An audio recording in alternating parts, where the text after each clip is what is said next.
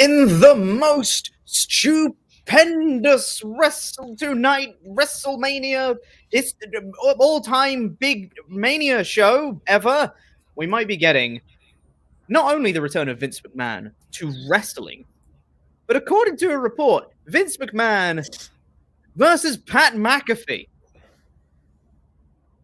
What? Let's talk about it. Welcome to the WrestleTalk podcast review of SmackDown and Rampage. I am Chopper Piconel, your Jam That Champion, and I'm joined by my intangible co-host, Tempest. Hey, buddy. What's up, pal? It's been a while. Yeah, it's been a little bit. Shirking your responsibilities as LIW co-host. I wouldn't say shows shirking. there. I wouldn't say shirking at all. I was just on holiday for Elimination Chamber Day, which is the Saturday, so I had to miss out on, the SmackDown stuff, and yeah, I had some other stuff come up for last Wednesday. No, I wouldn't say shirking. I haven't been avoiding you. That's ridiculous. Who said that? I didn't say that. Did you say that? No one said that. No, of course not. Would you walk me through your choices from the last week and a half, Chopper? I thought we had an unspoken understanding. Yeah. As we approached Elimination Chamber, something that has very clearly not been the case. So I would appreciate. I've had lots of choices in the past week and a half. I chose a really good lunch one of these days. I chose to not do the NXT podcast last week. That was also a choice that came up. I made the choice to go have some drinks with work. There's lots of choices. Damn it, Pete! Not messing around here. Not joking. Tell me about that goddamn belt you got over your shoulder. I've never even seen the damn thing. I live on the other side of the ocean, and I was this close to having the inside track for my shot at a Jam That Championship match at Jam That Jamia, mind you. We don't call it that. It's WrestleJamia. It's WrestleJamia. That was close. There's too much jam. Regardless, why didn't you pick me, Pete? So okay. So here's the thing. So I had the choice. I came last in predictions last time. You wouldn't have had to worry. I wouldn't have won. You could have put me on the show, Tribal Pete. Am I going to have to find a Brock Lesnar to go and advocate for? Look, Tempest. I chose Ollie to face Andy for the interim Jam That Championship because Ollie's never beaten me in predictions. So if he won, which he did, then I know that I can beat him in predictions. That means I can retain my belt, and that means that after WrestleJamia, I can defend it. It's WrestleJamia Backlash after that. WrestleJamia Backjam. And that's like normally that's an even better show than WrestleJamia. That's where we started, man. Last year. That's where we became LIW. That was going to be the place where I was going to defend the belt against you. So you better make it past WrestleJamia then. That's all I'll have to say. I will. Anyway, let's talk about SmackDown, where we're not actually going to be talking about SmackDown. We're going to be talking about a report from Post Wrestling, because it had been previously reported that Vince McMahon might be returning to the ring for WrestleMania 38. That's mental. And now there's a new report from Post Wrestling that says that not only will Vince McMahon be returning to the ring for WrestleMania 38, but also that he will be wrestling, drumroll please, Pat McAfee. Like, commentator Pat McAfee. It's an interesting choice. What? For a WrestleMania that needs tickets to sell, they're pulling out all the stops. All the stops. This is not the McMahon I was expecting to see have a match at WrestleMania. No.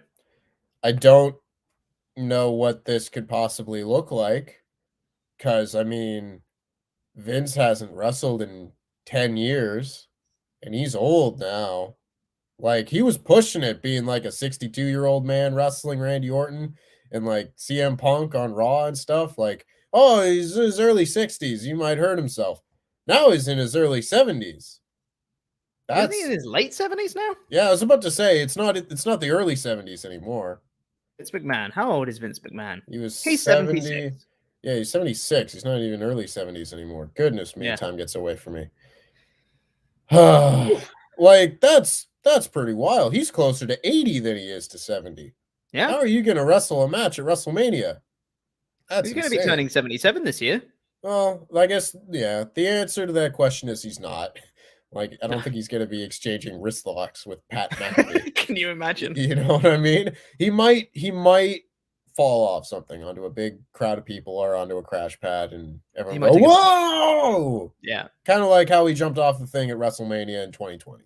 You know, prove to Rob Gronkowski that it's okay. You don't have to be a small man. You can jump off a platform. It's a much bigger deal than winning 1 million Super Bowl rings. Vince McMahon could do it. Yeah, exactly. Who are you, Rob Gronkowski? But yes, I don't know what this is. This is absolutely bizarre. I don't know. It seems like they're throwing. And again, it's a report. It hasn't been confirmed. Like, you know, I'll believe this one when I see it. I will not believe that Vince McMahon is a scheduled match for WrestleMania until I see the graphic.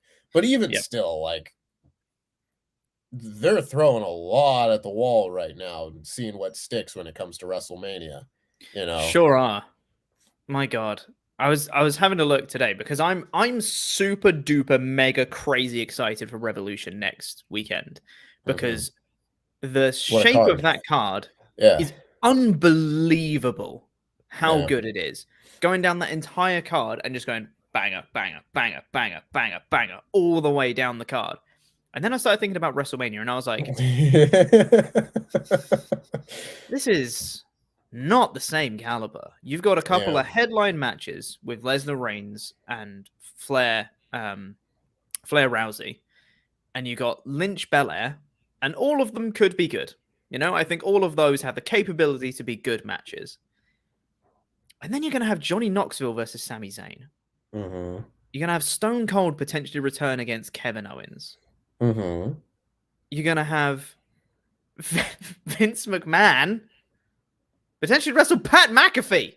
You know, if Stone Cold's returning to the ring and Vince McMahon is also returning to the ring at the same WrestleMania. I hadn't thought of this. Run it back, man. WrestleMania 39, Steve Austin versus Vince McMahon one more time. I'm so confused with the thought process. I don't know if anyone is interested in watching Vince McMahon wrestle anymore. Because I think he was only vaguely interesting back in his heyday, and only really in the WrestleMania X7 match because of the stupid soap opera I drugged my wife story, or wrestling Austin. And like that's about it, right? That was the only times that Vince McMahon was actually like interesting to wrestle, to actually watch wrestle. Not as a character, but just it comes and goes a little bit. Like if this was gonna happen, I would have expected Vince McMahon to like wrestle AJ Styles or something. You know, just be like, who's the best wrestler that could make sure that Vince McMahon doesn't die? AJ Styles, boom, there you go.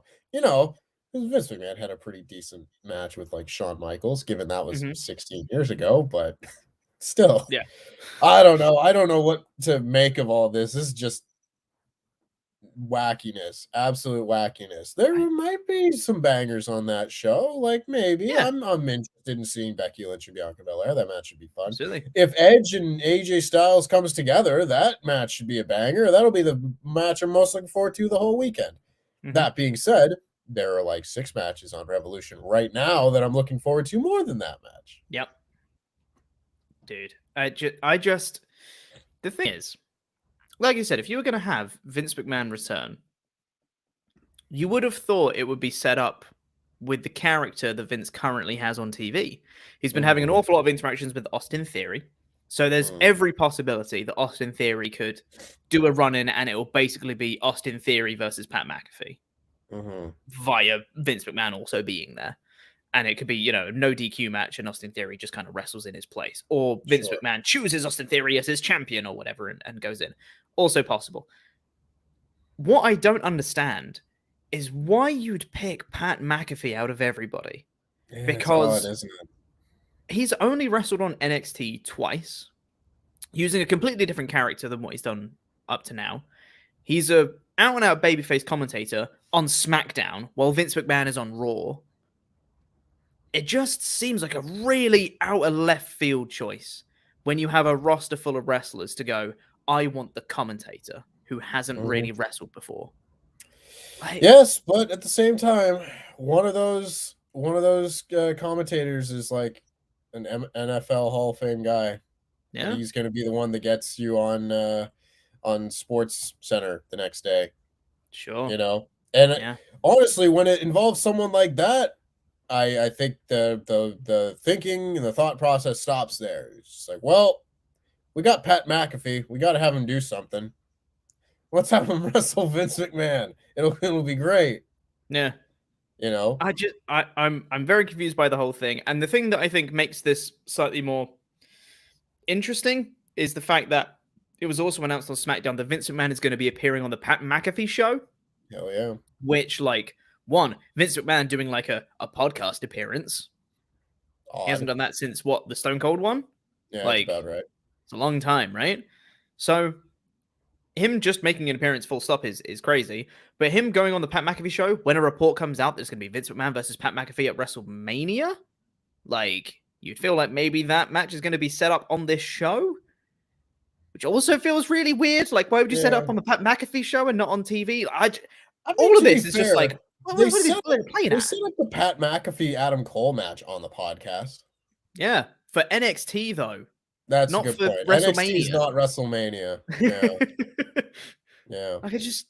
I don't know. All of this is so confusing, and I don't know how to feel about it. Also, you should let us know how you feel. Send in your Ultrachats to WrestleTalk.com/support. I don't really have many other thoughts about this. Currently, my brain is just going my thoughts don't exist yet until I see it. Until I see something. This isn't real. This will be it's no way. They'll figure something else out. That. Right. That's not happening. So until I see something a little more tangible, I'll reserve my thoughts. For sure. What a weird thing for this to just be. This could be genuinely not one of the most stupendous two-night WrestleMania. This should be one of the weirdest WrestleManias ever. If Stone Cold comes back and Vince McMahon comes back, and then you've got the biggest WrestleMania match of all time, trademark copyright. This is gonna be a weird Mania, man. I don't know, and I don't know if it's gonna be good. Hey, the ones with the worst builds sometimes turn out okay. Yeah, very possible. But let's see what you guys think. Let's get into some Ultra Chats. Send in your Ultra Chats to WrestleTalk.com/support because we're going to bring out all the ones that are $5 US and up by the time the show goes off the air. We got one here from Mayor of Painesville, Dan, that says, Vince just fell asleep last night and fell onto his remote. He woke up at night and saw that he was watching Wrestle Kingdom. He's never seen something like this before, and he thought to himself, God damn it, I'm going to do that at Mania. High work rate. Sure. High work rate. High work rate. Vince McMahon. That's... Yeah. There was once upon a time there was a DVD released for the 2006 DX run, and it had interviews with the Spirit Squad and Vince McMahon and everybody, and they were all in character during the interviews. And most of the time, WWE DVD interviews are just, they're documentaries, so they just do interviews with people out of character. This time, you had the whole Spirit Squad and the McMahons just talking in character. So you've got Vince McMahon talking before his match with DX, and he's just one day, Vince McMahon, Shane McMahon will go into the WWE Hall of Fame, and people will remember for their grace in the ring, their agility, their I'm just sitting there. He's just putting himself over very quiet. It's not like Vince McMahon, genetic jackhammer. He's just very quietly talking about how he's actually the best wrestler ever. It's pretty spectacular. I heard Ollie and Luke talk about who should potentially induct The Undertaker into the Hall of Fame. And they're saying it should really be like Kane or Vince are probably the two like biggest ones. And they were like, oh God, you don't want to have Vince because he just rambled. I was like, no, that's exactly why you should have Vince. Because I'm not going to watch it, but the memes that would come out of it would be great. Because it would just be him going the whole time, and it would just be like, it's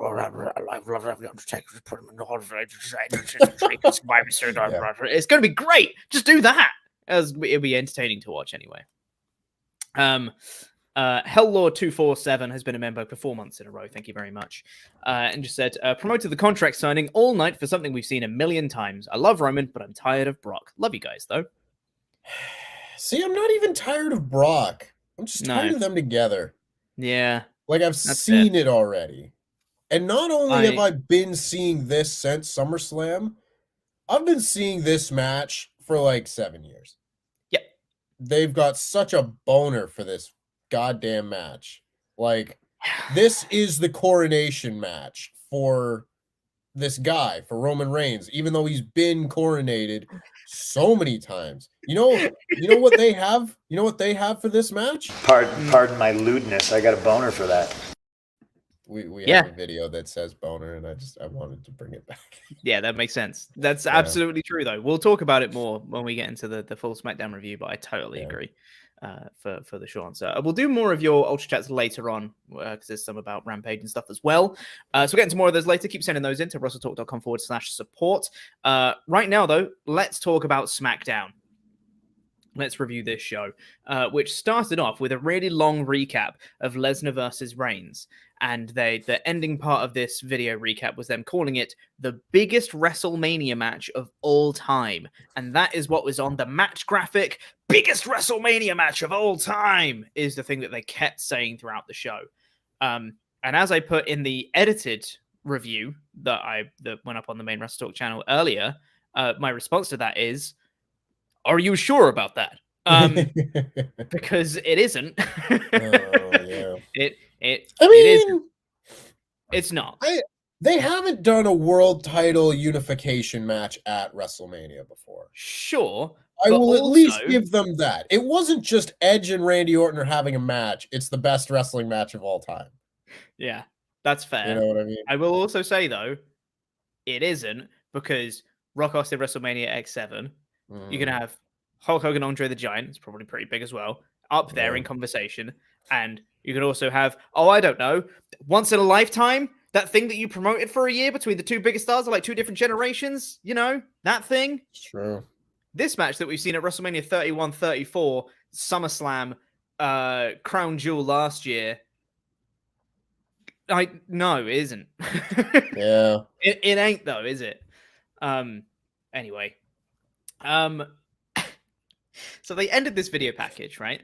We are 4 minutes into the show, and they just ended this video package. And then they throw up the same graphic to be like, biggest WrestleMania match of all time. It's like, I know! You just said it! Like, Jesus Christ. Biggest WrestleMania match of all time, though. And then after that, they threw up a graphic that said, biggest WrestleMania match of all time, contract signing tonight. It's like, guys, please. There are other things on this show, I promise. Yeah. Ugh. Yeah. They care about this match a little bit too much. That's what I'd say. A little bit. Anyway, the actual show, once we got into it, eventually started off with Michael Cole introducing Ronda Rousey, who cut like seemingly a pretty nervous promo. She was like, I'm gonna win. It's gonna be really good, and I'm gonna beat Charlotte Flair, and I'm really inspired by my accolades in the past. And Michael Cole was listing off the things she's done and all that stuff, and he's like, yeah, I'm gonna win at WrestleMania. It's gonna be great. And I was like, all right. Really sold me on the show, but I appreciate nervous energy, Ronda, more than I hate all the fans. You're all stupid and terrible people, Ronda. So absolutely, if this is what we're getting, I'll take it. Yeah. Then Michael Cole mentioned their match at Chamber and saying like, oh, you had one arm tied behind your back, and you did okay against Sonya Deville, but man, you really struggled against Charlotte Flair. How's that affecting you. And it's like she had one arm tied behind her back. Show's so dumb. I feel like I'm having a brain hemorrhage when I'm watching it. Yeah.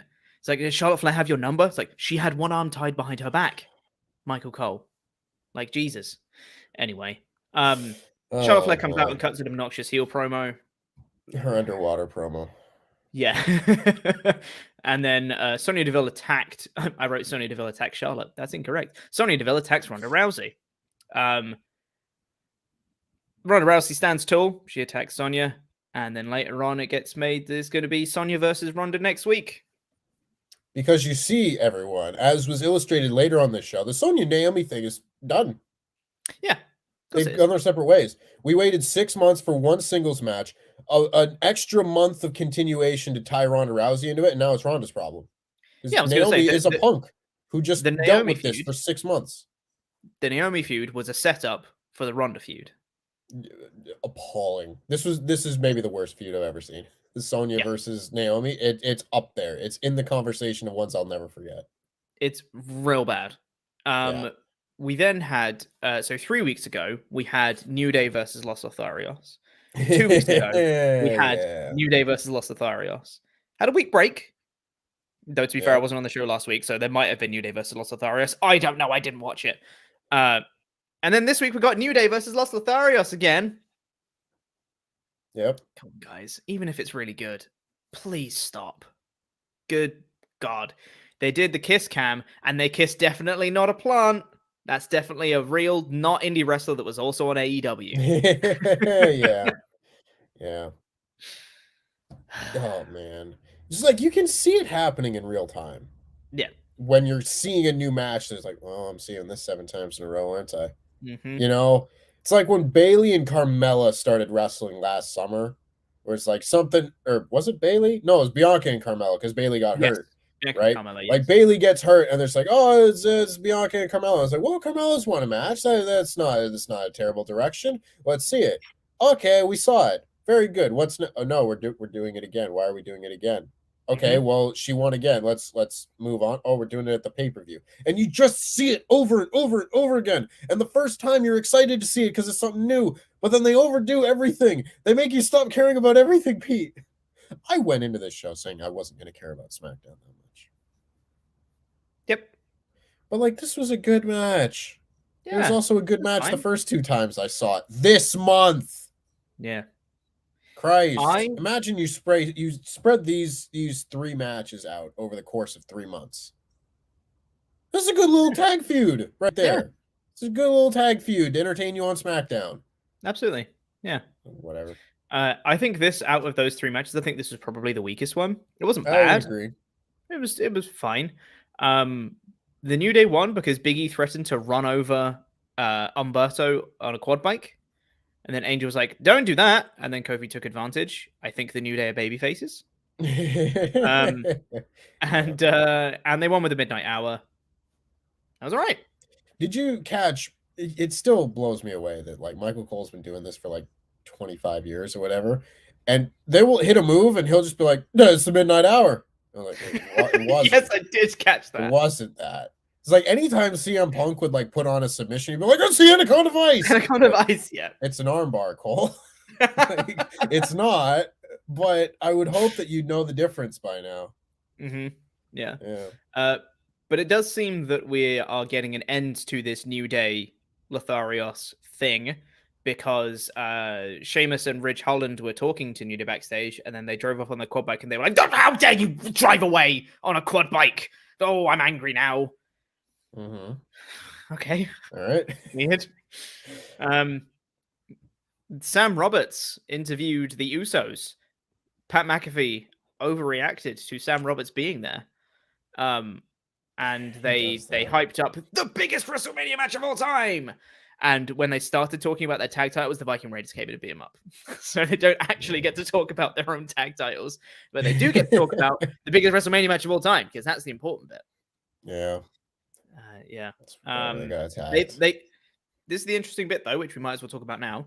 The Usos called it here, and it got referenced a lot later, that it is actually title unification, is what they're calling it at WrestleMania. It's not a title, it's not a winner-takes-all person gets both belts, it is now a title unification match between Roman Reigns and Brock Lesnar, which you would assume, if we're following that logic, that means that one title will kind of be merged into the other. Yeah. Whether WWE will actually do that, or whether they'll just call it title unification, and then Roman Reigns will just keep both and then just be like, I don't want one anymore, and it goes back, also possible. But according to their own rules, this should be unifying both titles. Yeah, it should be a unification match. I don't know. I feel like this is like cyclical, where they'll unify the titles, and then Vince will be like, God damn it, pal, I want a brand split again. And they'll split the brands, and they'll introduce a new belt, and we'll just go on. I've seen this cycle happen twice, you know, where it's like, well, we want a brand split, so you split the brands, you bring in a new belt, you get tired of the second belt, you merge the belts, and then they're like, crap, we want a brand split again, but we've only got one belt. 2 or 3 years later, split the brands again, bring in a new belt. So I fully imagine that they would do that later. That being said, this will all be worth it if this very far out scenario that's not going to happen ends up taking place. And that be Roman Reigns wins and gets rid of both the belts, bring back the big gold belt. Big gold. Because I saw a picture of Roman Reigns posing with the World Heavyweight Championship on Twitter, and that picture was dead sexy. That's just like one of the best belts ever. If I got to watch Roman Reigns for another year as champion leading into this match with The Rock, I'd like it to be holding that belt. Yeah. Just for cool. aesthetic reasons, I like that belt a lot. So, I don't know. I don't really care about the unification thing. Like, I'm kind of middle of the road on the two belts topic, where it's like, well, I like that it allows them to do more storyline wise, because like, does Kofi Kingston ever win a world title at WrestleMania if there aren't two belts? No. That's just be the Royal Rumble winner, and you're locked into that WrestleMania plan every year. So unless Kofi Kingston's winning the Royal Rumble, that just doesn't happen. So having two belts allows you to do more. That being said, it does make both belts less important, because how can you have two world champions? That doesn't make sense. So I don't know. I think that if they're going to unify them, they'll get rid of the WWE Championship, keep the Universal Championship, and then they'll introduce another belt. Because they've been really on the WWE Now Then Forever Together thing lately. So then they'll introduce the Together Championship, the Forever Championship, and it'll be really shit.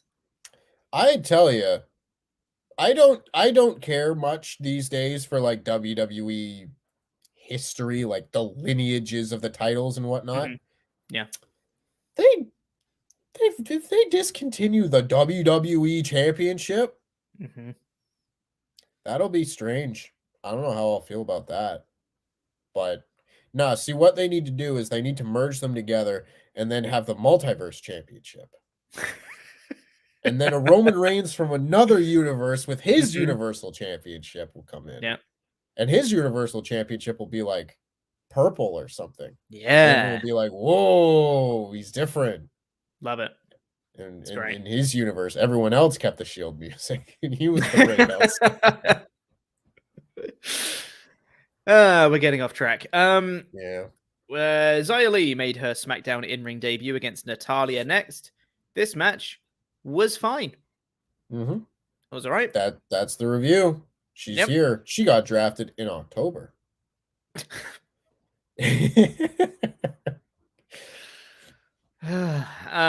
The debut was so eagerly anticipated that backstage, Drew Gulak, Shayna Baszler, Aaliyah, and Mansoor are watching this match. What a collection of people. What a weird selection of people. I do not believe that Shayna Baszler would ever associate with these people. No, not to at the all. point of just standing in front of a monitor. Character assassination. Yeah. I will also say that this is what I said in my edited review as well. Xia Li's little like fire up spot before the end, where she kind of did the arm flailing thing.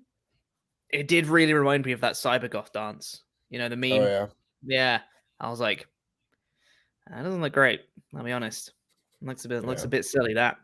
Anyway, we got a recap of the Intercontinental title match from last week. Sami Zayn came out for a championship celebration, got interrupted by Johnny Knoxville. Zayn attacked Knoxville and gave him 2 haluva kicks. standing tall. It's going to be Zayn versus Knoxville at WrestleMania, and Knoxville's going to win, isn't he? Oh, no. Intercontinental Champion Johnny Knoxville? Sure, why not? Sure. The crowd started chanting "no balls" at Sammy, which I quite enjoyed. I thought that was quite funny. That's Kenny's thing. He's Kenny no balls, not Sammy no balls. They're stealing chants. That's gimmick infringement. It's going to be Sami Zayn versus Ricochet next week for the Intercontinental title, which that sounds fun. That could be a bunch of fun if WWE wanted it to be fun. That would be a great WrestleMania match if WWE wanted it to be. Yeah, totally. Yeah. I liked Sami Zayn's little promo here. I like Sami Zayn a lot. I'm still holding out hope that eventually Sami Zayn will reveal his little documentary and reveal that he was right and that there was a conspiracy against him. I mean, that would just make this whole character so much more interesting. Right? Just mean like everything he's said and done has been justified. Bam. Just run with that character for another year. I will say that documentary was supposed to come out like a year ago at this point because it was in the build to Mania 37. I don't think they remember. I don't think they do either. He keeps talking about it. They bring it up on commentary. Just be like, I don't know. It doesn't require that much thought. Just be like, hey, I've secured footage. Look, here's Adam Pearce and Sonya Deville talking about keeping me down. Here's this and that. Here's whatever examples. It's just like, it's just simple. It's just, I don't know, revamp Sami Zayn just a little bit. Just give his character next steps. Little boost. Yeah. We then got Sasha Banks versus Shotzi. On Sasha Banks' entrance, they said her accolades. And I was like, it's weird. All right, sure. Do you remember when they were in like a blood feud? Banks and Shotzi. Yeah, that was not that long ago. And Shotzi looked like she was going to be positioned as like a big star in SmackDown, but silly me, you can't do that. Yep. Naomi came out for commentary on this match. Sasha won in a few minutes. We're approaching my favorite part of the whole show. Oh, dude.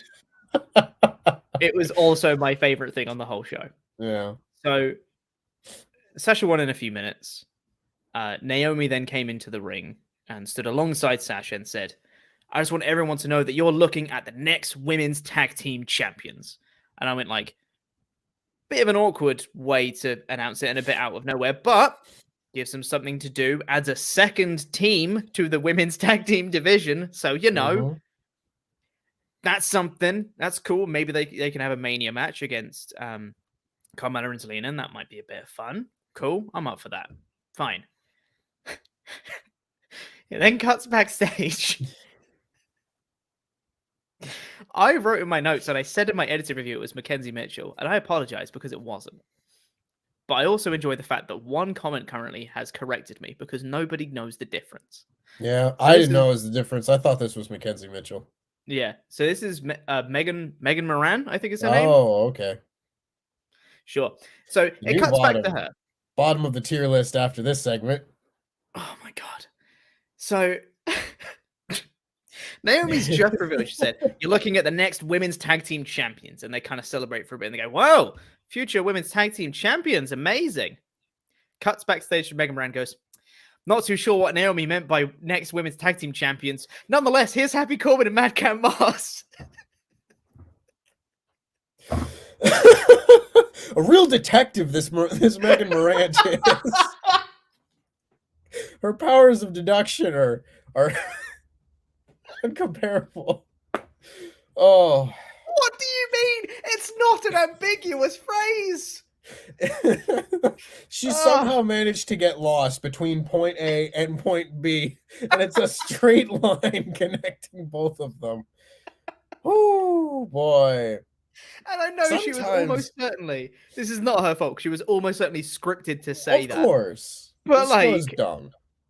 God damn. Like, it just made me laugh so much, but yeah. I'm not sure what she meant by that. Next women's tag team champions, what does that mean? Like, what do you think she means? Literally sit there and for 1 second go, okay, what do you think she meant? You're probably right. What are the alternative interpretations to that sentence? Oh Oh, boy, it's this so might be my new stupid. favorite piece of WWE scripting ever. Oh, absolutely wonderful stuff. Oh, Legitimately, unironically, my favorite thing on the show. yeah, Easily. Oh, man. absolutely. Good God. Absolutely. We then had what was announced as Drew McIntyre versus Happy Corbin. WWE social media team earlier in the day had announced it was going to be McIntyre versus Moss in an Elimination Chamber rematch. And then later on, they changed it, said it's going to be McIntyre versus Corbin. It's like, I doubt it. And it wasn't. Corbin did a promo, and he was kind of laughing at Madcap Moss a little bit in the backstage promo. And Moss was like, I hurt my neck. And then they went out to do the match, and Corbin was like, hey, Madcap Moss, you're great. Why don't you come up on the apron and tell everyone how great you are? And he's like, you know what? You should take this match. You deserve a chance at revenge for McIntyre or whatever. So it was McIntyre versus Moss again. And a little bit of like dissension between Corbin and Moss, which, you know, everybody wanted to see. Sure. Yeah, right. I don't know. I don't like their false advertising strategies and such. I dislike when they do that. I don't appreciate them being like, it's gonna be a Drew McIntyre versus Madcap Moss. Actually, it's gonna be Happy Corbin. But really, it's gonna be Madcap Moss. We're gonna make you think we're gonna show you something, and then we're gonna show you something else that you don't want to see. Yep. It's lousy. They're bad people. But Yep. I mean, I've said my piece about the whole Drew McIntyre, Happy Corbin WrestleMania thing. I think that is a drastic waste of Drew McIntyre's time, star potential, the whole thing. Granted, there's no one on SmackDown for him to wrestle, but still, doesn't have to be on SmackDown. Big E wasn't on SmackDown. Dude, Drew McIntyre and Big E. That sounds like a fun match. They have some history. Edge is looking for a challenger. Yeah, Edge is looking for a challenger. Him and Drew sounds like a fun match. They have a little bit of history way back when. Mm-hmm. Why does Baron Corbin need a WrestleMania singles match? Stick him in the friggin' Battle Royal. Another thing I didn't really like about this match is that they were really playing up how injured Madcap Moss was from his scary neck bump that he took. Like, he did like a little shoulder charge, and then immediately he was like, oh, that really hurt. McIntyre should have squashed him. He was injured. He should have killed him in like 30 seconds. But instead, he took ages to beat him. I say ages. It was still a quick match, but far longer than it should have been, which made him look a bit bad. And also, it made him look like a dick because he was beating up an injured man. Whereas Moss is kind of like the injured underdog babyface fighting through the pain, which is just a weird dynamic to be going through. Yeah. The whole thing is weird. Yeah. But it was whatever. McIntyre won. We're holding out for that McIntyre Corbin WrestleMania match. What do you do? Ronda Rousey backstage. I was about to say Ronda Reigns. Ronda Rousey backstage said that she's going to beat up DeVille next week. I bet she's right. That was the whole promo. So then next week, we're going to have Ronda versus Sonya, Usos versus Viking Raiders for the tag titles, and Zayn versus Ricochet for the Intercontinental title. Now, that's a stacked old show, that, I guess. Stack down. Stack down. That's correct, yes. We then had the main event segment, which was the contract signing for the biggest WrestleMania match of all time. No. Except we didn't. No. This is not the first Roman Brock contract signing of this feud already. That's a red flag. Yeah. Oh, boy. I don't think, and I know it's WWE I'm talking about, I don't think you can start your show with a talking segment and main event your show with a talking segment. It's just too much talking. Especially when on this show, the only match that had any time or anything worth talking about was like the New Day tag match. Like, there was nothing on this show. Like, nothing. And a lot of people gave me a hard time for my Elimination Chamber review. I gave the show a 2 out of 5. And they were like, ooh, the matches were fine. I was like, yeah, but the wrestling was like 1/3 of the show. 1 hour of wrestling on a 3-hour show. And I was just sitting there watching video packages the entire time. I don't think you ever went back and watched Elimination Chamber. I certainly wouldn't have. No. But, like, there was a half-hour period between the second last match and the main event starting. There was a half-hour period where there was no wrestling. Mm. When it's just, and that's where, to me, there's like a disconnect with fans where it's like, oh, well, it's not a wrestling company. Put anything on. Don't put on video packages and nonsense like that. Like, how much of this SmackDown was video packages? Too much. Too much. Mm. Too much. Yeah. Something that wound me up about this segment in particular as well was Roman Reigns came out for the contract signing. There's a load of security in the ring, so already they're going to get beaten up by Lesnar. Cool, that's fine. Paul Heyman then cut a promo, which was fine. It was the usual Paul Heyman stuff. It's a decent little promo, saying that Roman Reigns is going to win at Mania, blah, blah, blah, blah, blah. Security is going to protect Brock Lesnar from the tribal chief, etc. And he said, and Brock Lesnar is going to come out and he's going to sign the contract. That is what they call a cliffhanger. And then it cuts to an ad break. I'm like, that's not a cliffhanger. I know the contract sign is coming next because they already announced it. That's the opposite of a cliffhanger. What? I did like Brock Lesnar taking out the security people. Oh yeah, that's always fun. This was an excellent display of Brock Lesnar fun. The problem for me with this storyline, it was great. I love Brock Lesnar. Babyface Brock Lesnar is fun, but like, I don't think we're gonna have any twists and turns in the story between now and WrestleMania. Like, I think Paul will turn on somebody at WrestleMania and it'll be a big moment and everything. Sure, but we've still got like 5 weeks left. We still got 5 weeks to fill, and I don't think we're gonna fill it with anything particularly interesting aside from like, Roman Reigns. This is me in Chattanooga. Acknowledge me. Yeah, this is the tribal chief. Acknowledge him. He's gonna go. This is the prediction, not a spoiler. Blah blah blah. No, you know what I mean. Yeah, it's like we're gonna get that for 5 weeks. I can't imagine there's gonna be like a big turning point in the story, but before then, so I'm just kind of like checked out a little bit. Like, I'm waiting for the finale of this show. The last few episodes of the show where maybe they're just kind of like, okay, let's just get to the finale where the big thing's gonna happen. That's how I feel about this feud. Mm-hmm. I said almost exactly the same thing in my edited review. We've got 5 weeks left. If they're going to be featured on both Raw and SmackDown, woof. I hope they have enough material for 5 weeks of build, because I don't think they do. Nope, this is not the first contract signing they've had, so no, they'll probably have another one. Like, it was fine. The promos were fine. Yeah. Roman Reigns, I quite like Roman Reigns' thing of being like, this is my show. That cameraman is mine. These people are mine. These commentators are mine. That WrestleMania sign is mine because I am WrestleMania. Blah, blah, blah, blah, blah. That's fine. It was a good little promo. Brock Lesnar beating up a bunch of nameless dudes. Always fun to watch. Threw a chair in a man's face. I'll say it again. Like, proper. That's fun. Got a chair, like an armchair. Just threw it in his face. It's crazy. Love it. Did some F5s and stuff. Good little bit of fun. But that was it. That was the whole show. And I got to the end of it and I was like, nothing happened on this show. Nothing happened. Rerun. Everything about this show is rerun. And every once in a while they might shuffle the matches around. Like this week we got Xia Li and Natalya instead of Natalya and Aaliyah, but like, it doesn't matter. There's no difference. Yeah. Also, very quickly, I just want to say as well, I find it really strange that they're like, let's do the contract signing. Let's make this match official for WrestleMania. Title unification, biggest WrestleMania match of all time. Brock Lesnar, Roman Reigns. Also, Brock Lesnar needs to defend your title at Madison Square Garden house show, which might affect this match that we're signing a contract for, which make the contract none of what are you promoting? Are you promoting the WrestleMania match or are you promoting the Madison Square Garden thing? Because you can't do both at the same time. Promoting a house show. They're never doing this. Like, Brock Lesnar defended the title against Kane in Madison Square Garden ahead of the last time he was going to face Roman Reigns at WrestleMania. No one cared. No. It wasn't a big deal. No one's going to beat Brock Lesnar at Madison Square Garden.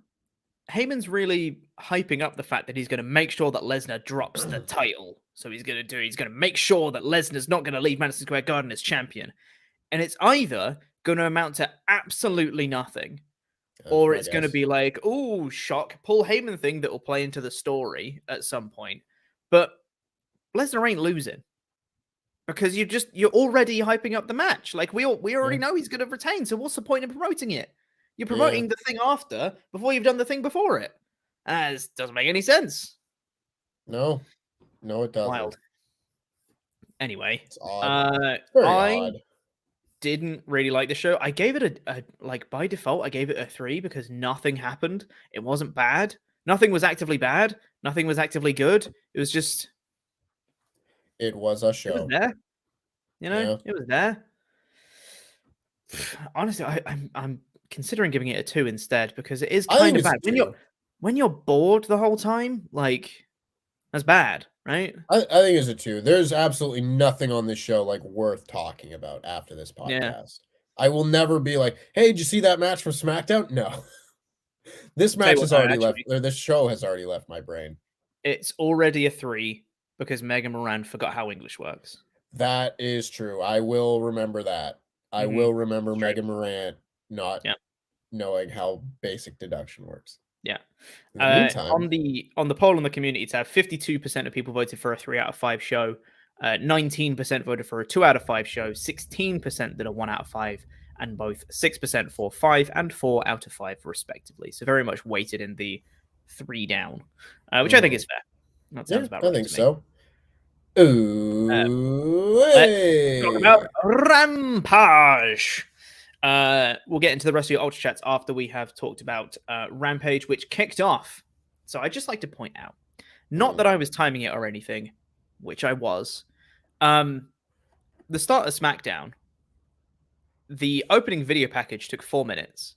Then they hyped up the matches for the they did the match graphics, then they said the contract sign is coming. Then Michael Cole introduced Ronda Rousey. Then Ronda Rousey made her entrance. Then there was a promo, right? So we were probably like 6, 7, 8 minutes into the show before anything of substance actually happens. Sure. The bell rang for this match. TNT Championship match, Sammy Guevara versus Andrade El Idolo. The bell rang for this match 43 seconds. I love this show. Like, they're not comparable. This is how you pack your show full of stuff because you don't waste time. Yeah. Because it's not needed. It's not needed. You've already sufficiently hyped this match. Everyone knows who Sammy Guevara and Andrade El Idolo are. And if you don't, and you're tuning in for the first time, you're going to know by the end of this match because they have a really bloody good match. So, like... God. Imagine how insufferable this would be if you had to sit through a 5-minute video package for Sammy Guevara and Andrade. Like, just sit through a 5-minute video package at the start of every single Rampage and Dynamite. I would hate this show. Yeah. They would turn me away if they just filled this with nonsense. But they don't. Like, they know what I want to see. They cram so much content into their shows. Yeah. And then the thing is, though, it wouldn't just be that, though, because you'd also have to watch both their entrances. Right. So that would take even longer, right? Yeah. They cut out all the entrances. They're both standing in the ring. They have their opening Rampage intro video. And it goes, welcome to Rampage. It's Friday. You know what that means. It's time for Rampage. We've got a load of action. And we're going to get right into the action right now. Sammy Guevara versus Andrade El Idolo. TNT title match. Referee's already holding up the titles. Ding, ding, ding. Off you go. Perfect. Wonderful. Amazing. Tremendous. So, this match, I thought, was a lot of fun. Mm-hmm. Both of them put on a very, very fun match. Tons of really interesting spots in this one. Some really good action. I think these two worked pretty well together. Good chemistry and all that. Very good stuff. There was one spot that I did not understand, though, which was the Matt Hardy interference. Because there was one bit where Matt Hardy took off the turnbuckle pad while Andrade distracted the referee. Makes a lot of sense. That's all good. There was one point where Andrade went for an illegal pin. Went for a pin on Guevara and had his feet on the ropes. Yeah. Matt Hardy then kind of sort of pushed Andrade's foot off, but also didn't. Like, it was like a tap on his foot. Yeah. And then Andrade like threw his foot off the rope as if he'd been pushed, but also Sammy was kicking out at the same time, so it wasn't clear if Matt had actually like pushed his hand or not. And the commentators were like, oh, did he push his foot off the rope? Or was he trying to help him by keep his foot on the rope? And that kind of storytelling can work if it's supposed to be confusing. This didn't look like it was supposed to be confusing. This looked like it was just like, I don't know what was supposed to be. And it came off a bit weird. I think the confusion is also supposed to be like, you don't know what Matt's motives are right now besides just being erratic, extreme, erratic behavior. Yes. You know? otherwise, like, I don't really know what his relationship with Andrade is currently. He's taking the turnbuckle off. He's trying to help Andrade win this match, but also maybe he's not. Maybe he's not happy with Andrade acting like he's the head of this little faction he's got, stuff like that. So I don't know if that's going to go anywhere. I don't particularly care to see like a Matt Hardy versus Andrade match, but I know that this is going to lead to the debut of the NXT champion Jeff Hardy in the near future. Yes. So that's all very exciting. And I kind of will go along with it for that purpose. Like, because I know I can see the light at the end of the tunnel of whatever Matt Hardy is doing on TV. I'll be like, all right, I don't think it makes sense now, but I'll let it play out. Yeah. I think my interpretation of this is that Hardy pushed Andrade's foot off the rope because Hardy's the one that wants to be TNT champion. He doesn't want Andrade to get the belt. Right. He wants it. So Yeah. he's like, well, Andrade can't win. I need to beat Sammy for the thing. So but I don't know why that wouldn't have been played up in the match. Like if Hardy pushed Andrade's foot off, why wasn't Andrade like, how you doing, man?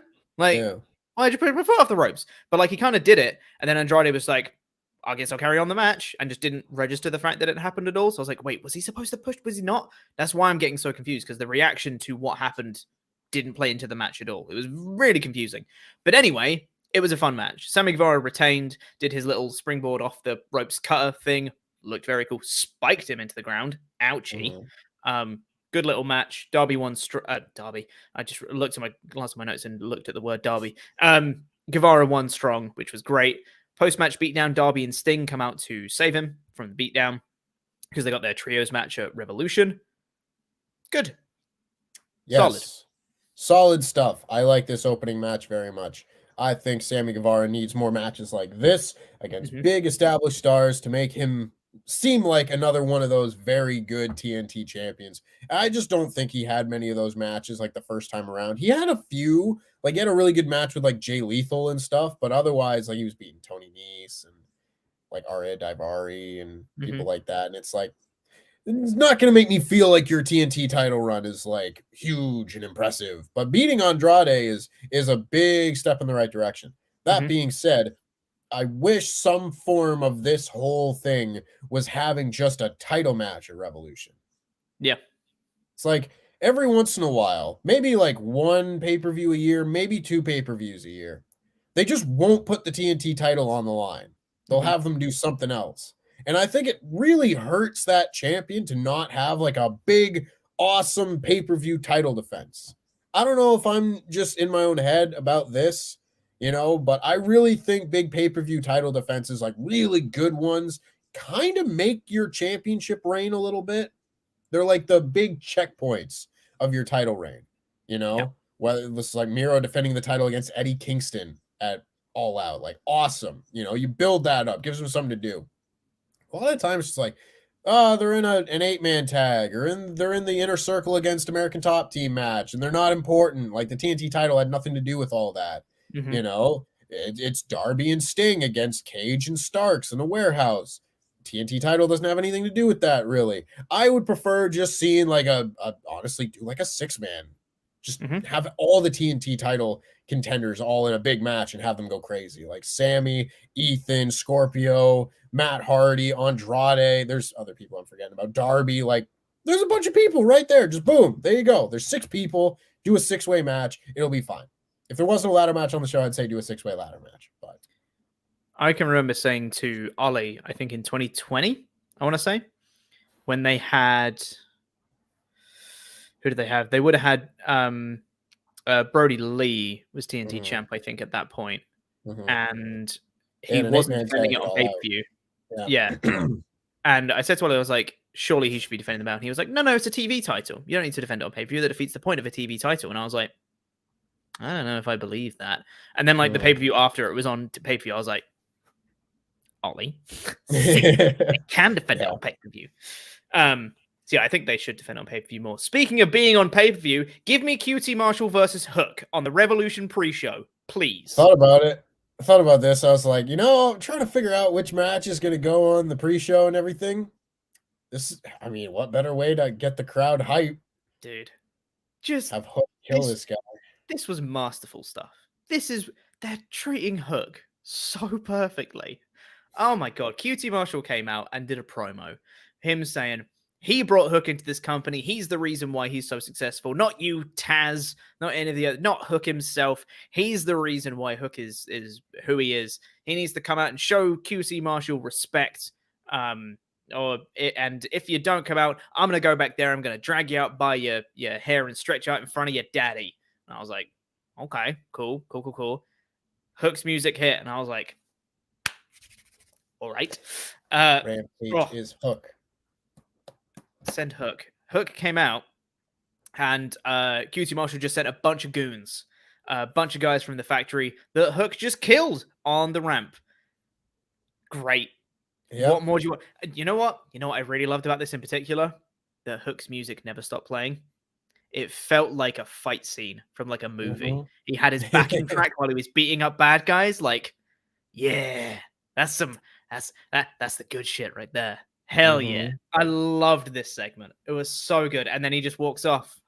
Give me Hook versus QT Marshall on pay-per-view and have him kill him. Yeah. Hell yeah. I love Hook. I love Hook a lot. This is amazing. I love all of this. Give me it. Gimme. Anyway, Scorpio Sky had a promo with Dan Lambert and Ethan Page saying he's going to get a TNT title shot. They've been going on about TNT title shots for like 6 months. Ethan Page got one. Yeah, you've both lost your title shots. Like, Scorpio Sky might not have lost one especially recently, but like he won the ladder match last year and then didn't win. So like, I don't know. I'm kind of tired of hearing about it. I want them to like find another goal. Yeah. You know what I mean? Right. If you're not going to do a big 6-way match at the pay-per-view, I don't want to hear from Dan Lambert about Scorpio Sky and Ethan Page being TNT champion. Cause like I've heard it. Let's move on, please. Yeah, definitely. We then had Wardlow versus Nick Comoroto. Big beefy boys. I really like this match because this is a very different dynamic than we normally see from Wardlow.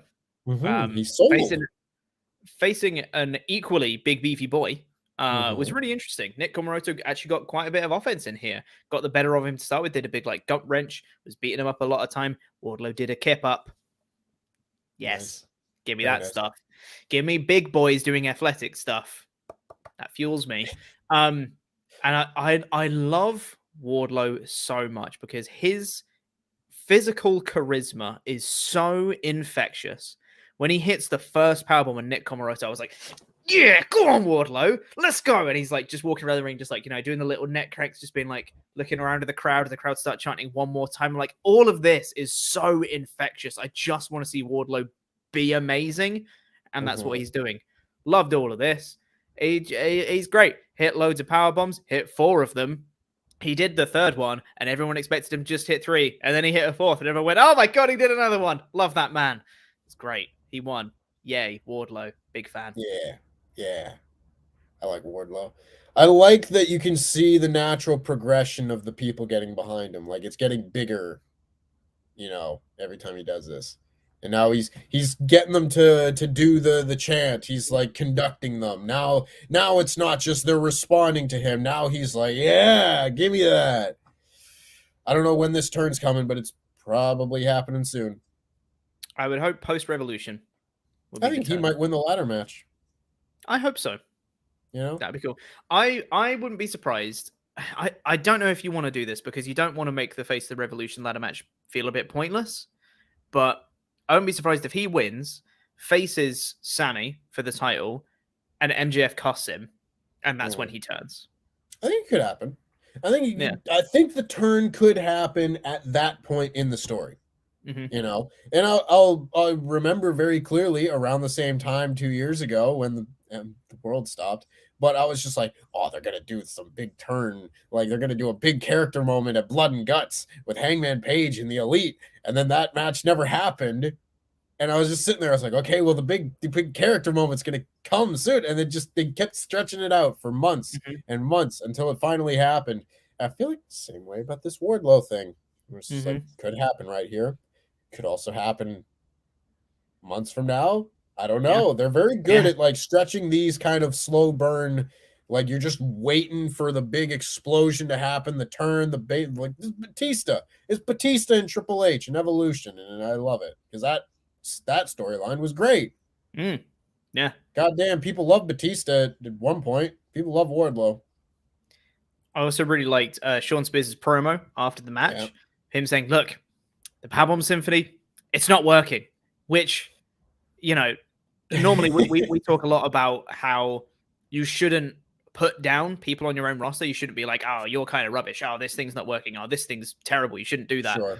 But from the very, very obvious fan reaction of it quite clearly working and has been working for weeks and weeks and weeks and weeks and weeks, to have the obviously delusional heel be like, oh, well, it's not working, is it? Everyone goes, you're an idiot, rather than, oh, no, he's right, you know, like it's not working. This is great. Just him being completely delusional, being like, well, it's not working. We need to go back to basics, you know? No more power bombs. And everyone was like, boo! Boo! But we love the power bombs. We like the power bombs. Don't take them away from us. Yeah, it's great.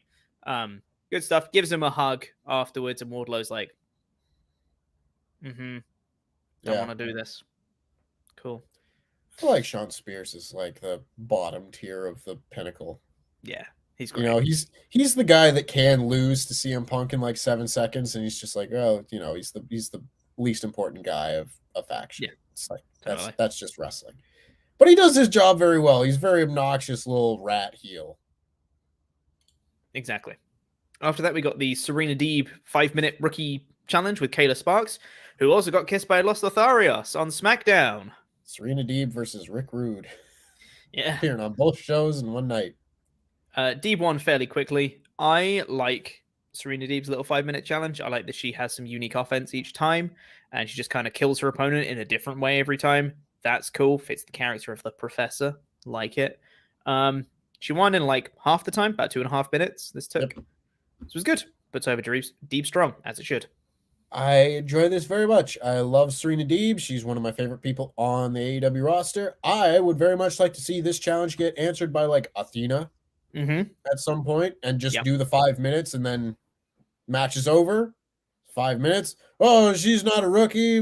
Blah, blah, blah, blah, blah. And then you do a pay-per-view match or a big match on TV or something like that. Like, I like where we're going with this. I don't know that that's the direction, but I like it. I like the presentation. I agree. We then had the Thunder Rosa Britt Baker contract signing. This was decent again. I liked Britt Baker's promo. I would have liked it more if I hadn't already seen a contract signing prior to this on this night. Totally. Thunder Rosa Britt Baker did they cut a promo. Thunder Rosa basically being like, I'm gonna kick your ass. I was like, cool, I believe you. Britt Baker saying that the only time that Thunder Rosa is relevant is when she's also spoken about in the same sentence as Britt Baker, saying, like, yeah, we had that lights out match, and yeah, you won, but everyone was talking about me afterwards. I'm the one that got the merch. I'm the one that got the action figure afterwards. You didn't. Which is kind of true. She signed the contract. They had a little brawl. Mercedes Martinez came out to help Thunder Rosa. They're kind of like frenemies now, which is kind of nice. I like that dynamic. And then there was the whole Jamie Hates thing. Jamie Hates got put through the table, courtesy of Mercedes Martinez. I like all of that. It's good stuff.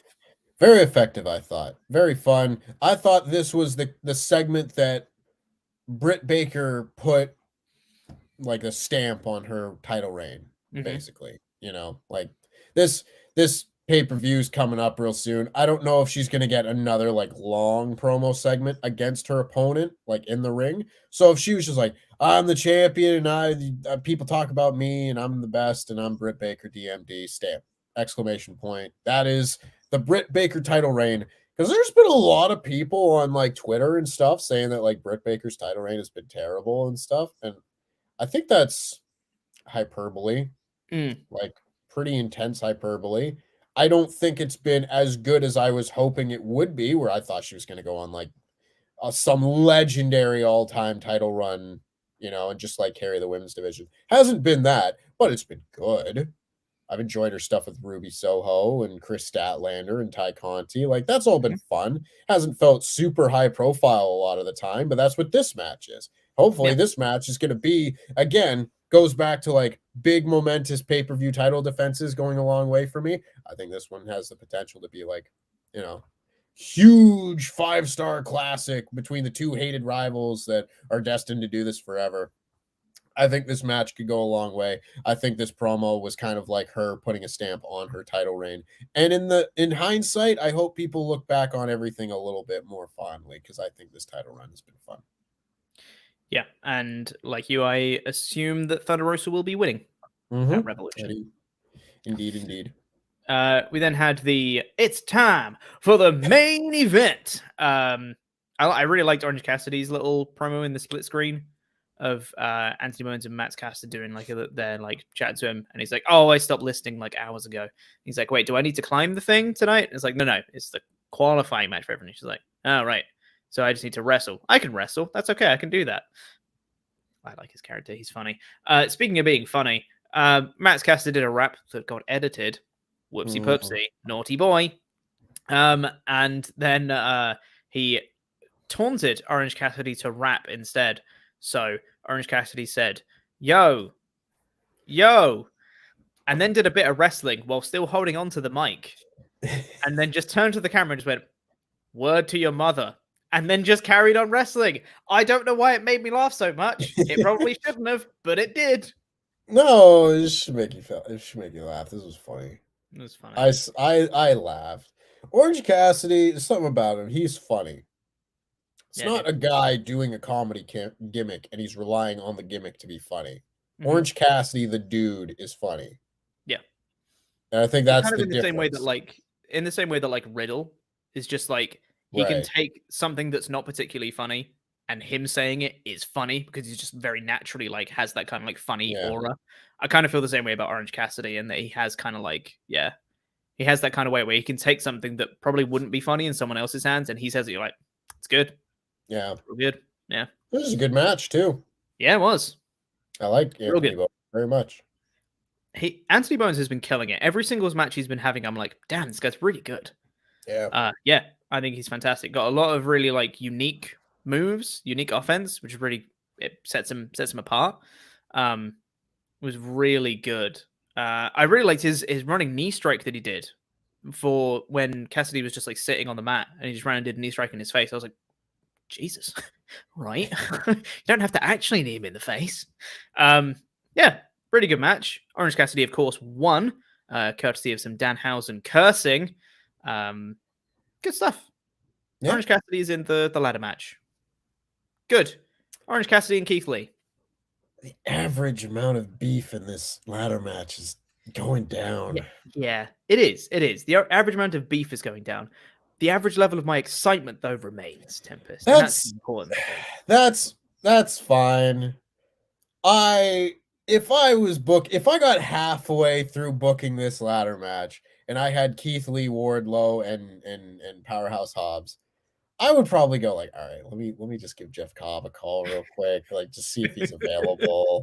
We could put, hey Preston Vance, you've been here a long time. You want a little bit of a push? You want to be in a ladder match? We'll put you in a ladder match. Like, if I got halfway to a complete all beef ladder match, I think I'd probably fill the second half also with beef. Hey man, see if Big E's available. Just think of how far Keith Lee can throw Orange Cassidy. It's true. That's all I'm saying. It's true. I personally think I'm with you that I think an all beef ladder match would be quite fun, but I also think it's good to have some variety in there. I think you're right. I want to look at the graphic and be like, look at all those men. Look at the sheer amount of meat. You know what I mean? Yeah. And also going out on this show, which I did not expect and was quite looking forward to, on Dynamite next week, cheeky little trios match with, Hangman Adam Page, John Silver, and Alex Reynolds versus Adam Cole, Bobby Fish, and Kyle O'Reilly. Okay. Paragon. Yeah. They don't call them that very often. But regardless. Oh, man. Like, talk about a PWG main event. Yes, sir almighty. Let's go. Yeah. Let's go right there. I loved seeing these crazy like indie-rific matches, and it's goddamn Undisputed Era. Like just having a trios match with Hangman Page and the Dark Order on TV. Yeah. What? Let's go. I like Let's go. that. That's pretty awesome. Oh man. I'm well pumped for that. Gimme. Love it. Love all of that. Anyway, that was Rampage. Fun show. Good show. 4 out of 5, probably ish. Yeah, I gave it a 4 out of 5. There was a lot happening on this show. There were 6 segments that took place in front of the people. Whew. That's like twice as much as normal. They've been going, instead of 3 matches, they've been doing 4 in like recent weeks and months, where they'll just like do 2 short matches in the middle instead of 1 long one. This was 6 segments.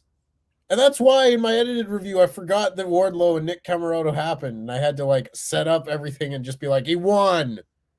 Whatever. Because I was just like, oh my God, like, whoa, 5 segments. That's a lot for 1 episode of Rampage. Oh, I missed one. Why was this Rampage just like, we got so much stuff. We got to load this episode with stuff.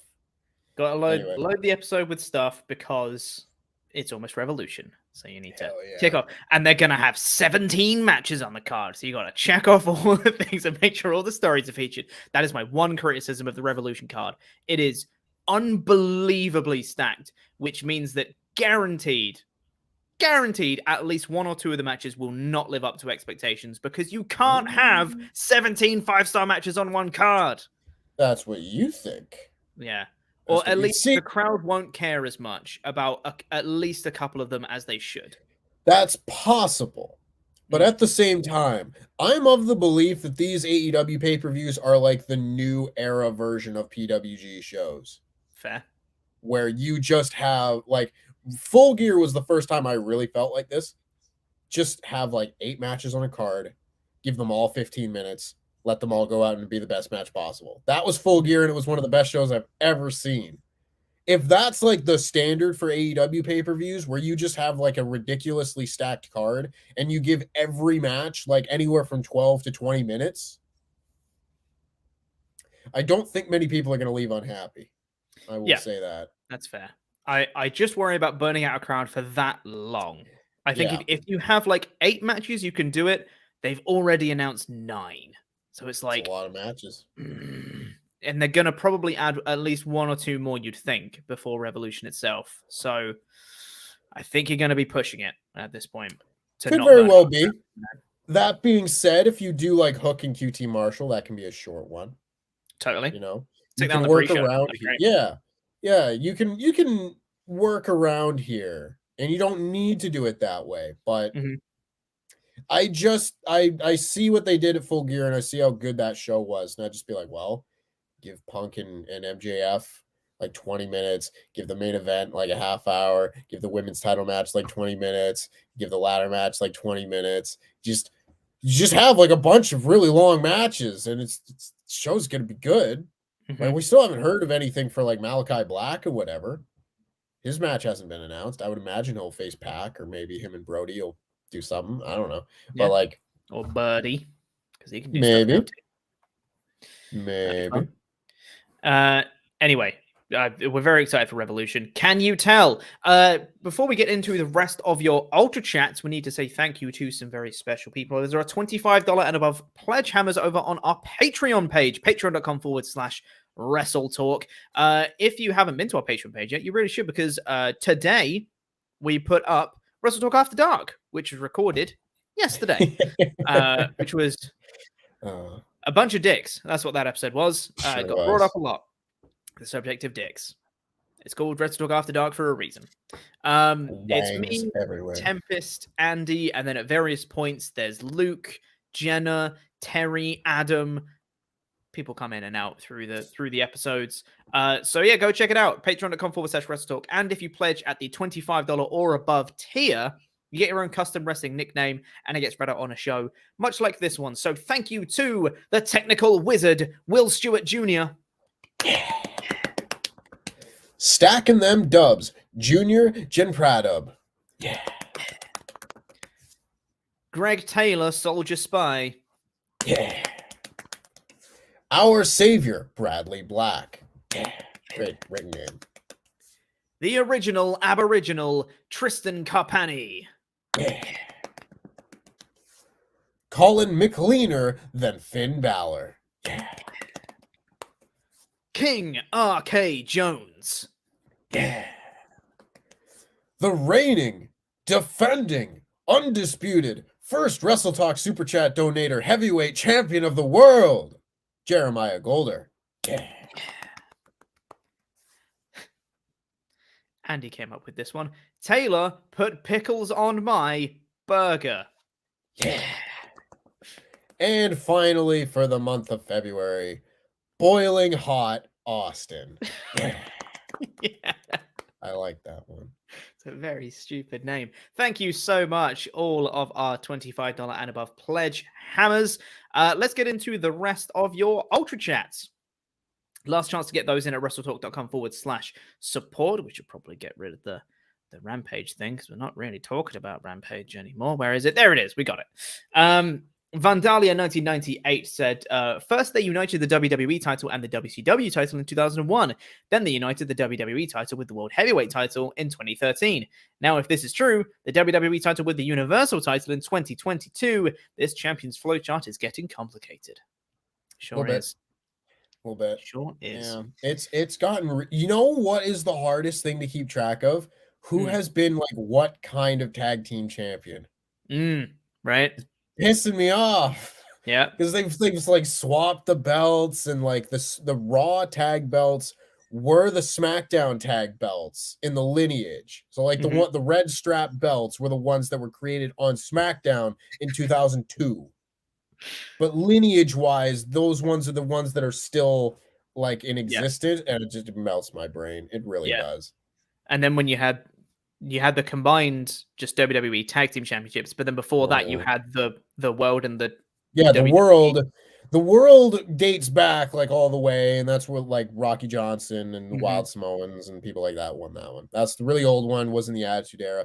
And then once they did the brand split, you had the SmackDown tag team titles, which were just called the WWE tag team titles. Had those, and then merged them years later, and those became the Raw tag team titles. And then you got a new set of SmackDown tag titles. Oh, baffling. Yeah. It's Keiki said, hey lads, unless Brock Lesnar is going to be full-time for 6 months plus, which I find unlikely, Roman wins. But either way, WWE have a problem with having contenders of the title. Both have been booked so hard that no one is able to beat them. So who? I'm lost. Literally the only people, there are 2 people I think that will dethrone Roman Reigns. Cody Rhodes, Drew McIntyre. That's it. No, it's going to be Braun Breaker. It's going to be Von Wagner. It's Von Wagner. That's right. Yeah. Oh, God.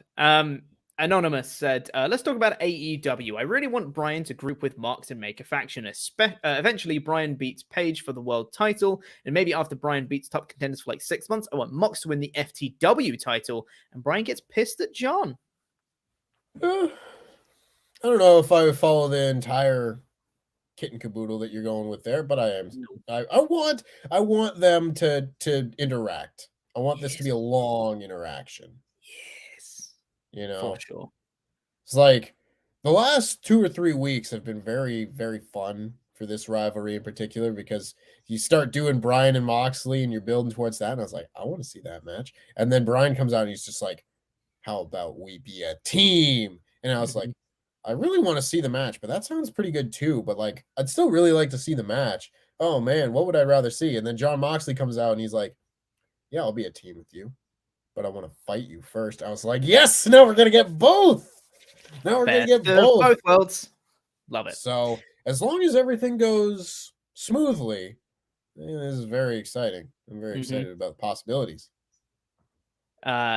Nick Corvello said, hey guys, I hope your Saturday has been going well so far. Here's an interesting trivia fact no one's pointed out. So far, in Rampage's entire run, the only wrestler who's been on the intro video who hasn't wrestled on the show itself is Hikaru Shida. It's very interesting. That is goes to show, just like there's people on the intro thingy.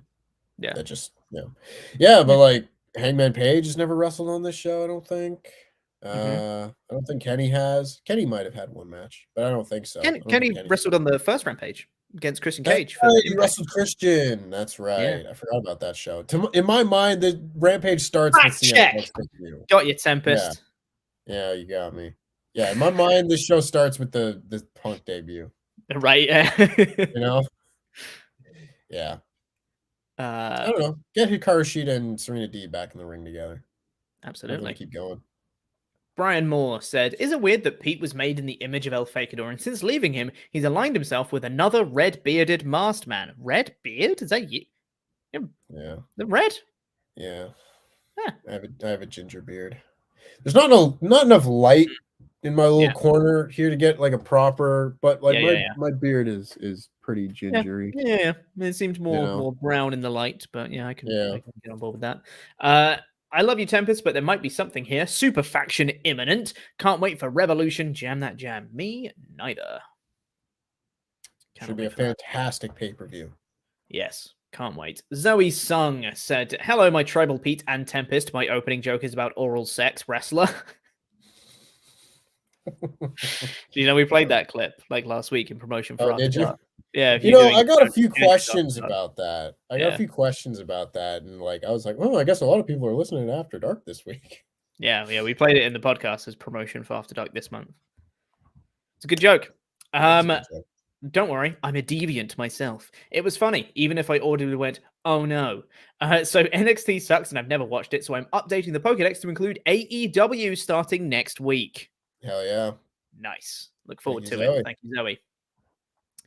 Tenraza said, "Shout out to your fellow Canadian and combat sports journalist legend John Pollock for the exclusive about Vince. Post-wrestling is great. I'm still so excited about the TK announcement, and Cesaro is free. Revolution is going to be insane. Love, Brock."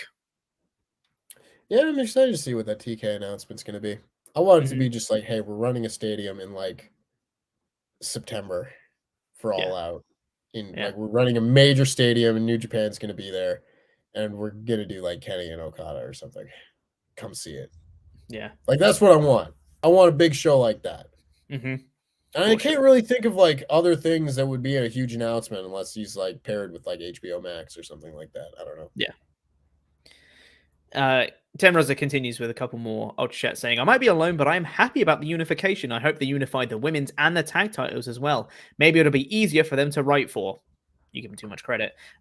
Love the Britt Rosa segment, but Rampage felt so rushed. 2 hours coming after the TV negotiations. Please don't. We don't need more AEW on our TVs because 3 hours is enough. Plus Dark and Dark Elevation on YouTube as well.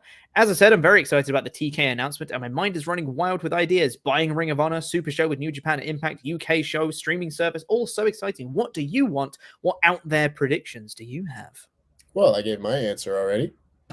I don't really have an out there prediction. I just wanted to do a Super Show in New Japan and put on the best dream matches you can think of. I just like, I want them to make like the best show of all time. Just be like, you know what? Like, because All Out was kind of like their magnum opus. It's like you had CM Punk coming back, you had Bryan Danielson and Adam Cole coming in the same show. And then in general, it was a good show. You had the cage match or whatever. I want them to be like, all right, you know what? We're going to put on the best goddamn wrestling pay-per-view of all time. And we're going to try. We're going to try really hard. We're going to get all of our friends, all of these promotions that we've made our relationship with. You want Okada? You want Tanahashi and Ibushi? You want all of it? You want all the candy? Here's all the candy. We're giving you everything you want all at once because we can. That's what I want. I want a big show with everything I want. Yeah. I have no complaints about that. Yeah. I think that is it for the Ultra Chats, which means that is going to do it for this episode as well. Thank you so much, everyone, for watching. Really do appreciate it. Thank you to all the Ultra Chatters, to our Pledgehammers, etc. Temps and I will potentially be back next Wednesday. I am back next Wednesday for NXT.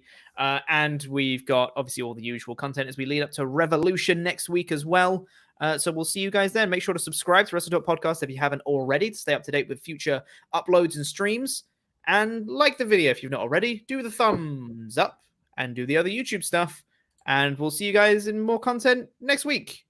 Goodbye. Jam that jam. LOW for life. Etc. Goodbye.